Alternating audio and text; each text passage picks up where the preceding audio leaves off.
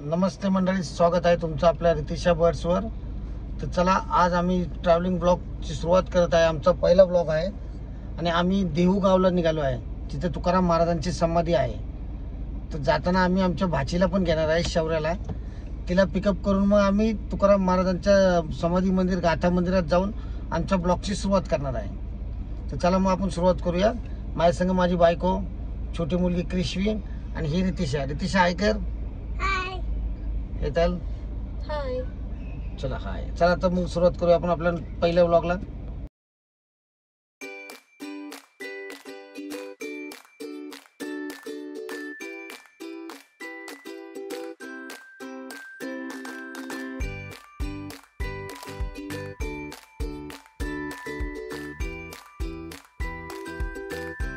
चला तर मग मी तुम्हाला थोडीशी माहिती सांगतो. तिथं आपण काय काय पाहणार आहे.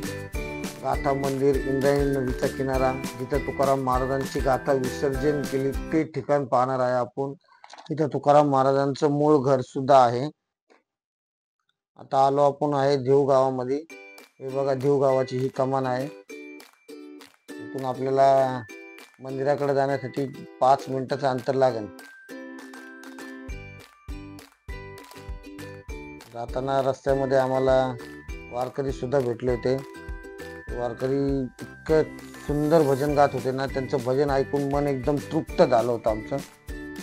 अजून थोडंसं पुढं गेलं, हे बघा मंदिर समोर दिसतंय. चला मग आपण आता मंदिरात जाऊ. मंदिर तुम्हाला दाखवतो. मंदिरामध्ये काय काय ते पण तुम्हाला दाखवतो. आम्ही आता पोचलो आहे गाथा मंदिरात. चला तुम्हाला गाथा मंदिर पण दाखवतो आणि मंदिराचे वैशिष्ट्य पण सांगतो. मंदिरामध्ये काय काय काय नाही. आमच्या संग आम्ही दोघं आहे. चला मला दाखवतो गाथा मंदिरातले वैशिष्ट्य. या मंदिरात तुकाराम महाराजांच्या गाथांचा संग्रह आहे, त्यामुळे याला गाथा मंदिर म्हणतात. मंदिराच्या आतमध्ये आम्ही एंट्री केली. स्टार्टिंगलाच बघा, खूप छान असं मंदिर आहे. मंदिरात आल्या आल्याच असं वाटतं की इथनं बाहेर जाऊच नाही.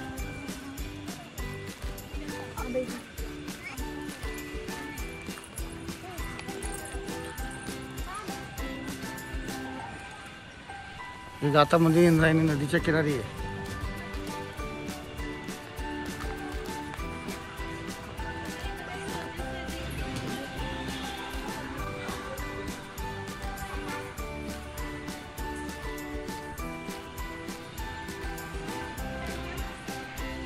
पुण्यात राहत असेल तर सगळ्यांनी इथं गाथा मंदिराला व्हिजिट द्या.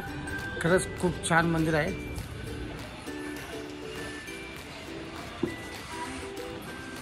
चला तुम्हाला मंदिराचं आतून दर्शन करतो.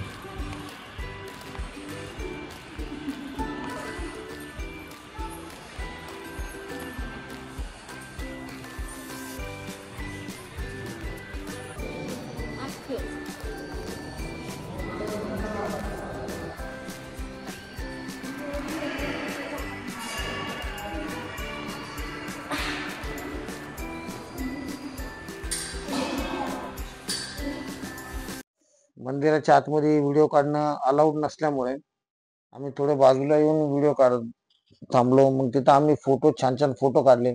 मंदिराचे वैशिष्ट्य असे की मंदिराच्या आतमध्ये संगमरवरी दगडावरती त्यांचे अभंग कोरलेले आहेत. ते अभंग बघायलाच खूप छान वाटतात. मंदिरापासून 5 किलोमीटर अंतरावर जवळपास भंडारा डोंगर सुद्धा आहे. जे जर तुम्हाला पाहायचं असेल तर तुम्ही तिथं व्हिजिट करू शकता. ट्रॅकिंग वगैरे साठी खूप चांगला आहे. आणि आम्ही इथं फोटो पण काढले. आता मी तुम्हाला ते फोटो दाखवतो. ही माझी बारकी मुलगी क्रिश्वी, त्यानंतर शौर्या, रितू, आमचा फॅमिली फोटो काढला. तर आम्ही आता मंदिरातनं बाहेर चाललोय आणि आता जिथं तुकाराम महाराजांची गाथा विसर्जन झाली त्या ठिकाणी आम्ही जाणार आहे.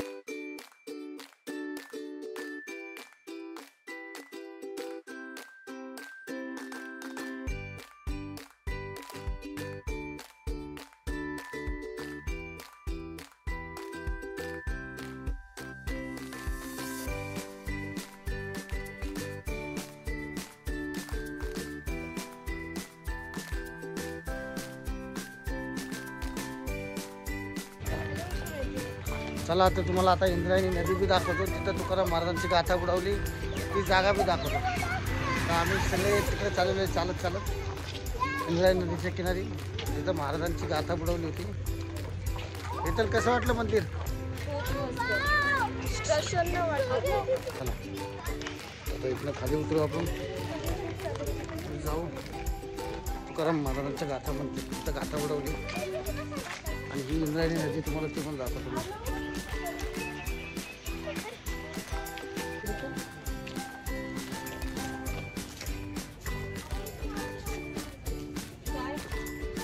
चलो खाली आहे, खाली हळूहळू चला.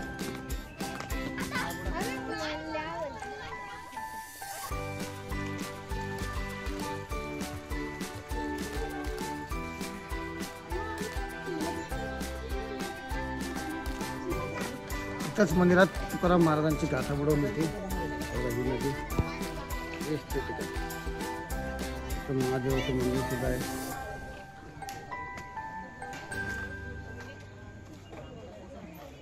चला तुम्हाला अजून वरती जाऊन दाखवतो.